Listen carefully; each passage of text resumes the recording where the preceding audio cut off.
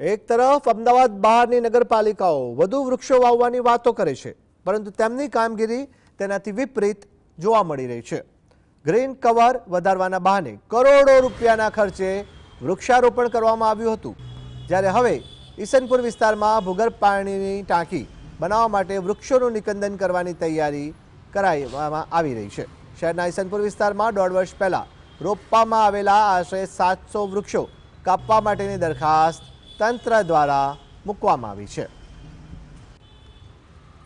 પીવાનું પાણી એ પ્રાથમિક જરૂરિયાત છે।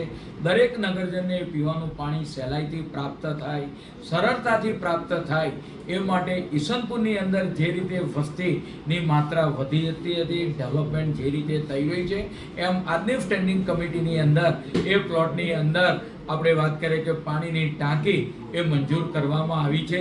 પરિણામે ત્યાંની જે પાણીની વર્ષો જૂની સમસ્યા હતી પીવાના પાણીની, આ સમસ્યાનો આવનાર સમયગાળા દરમિયાન અંત આવશે।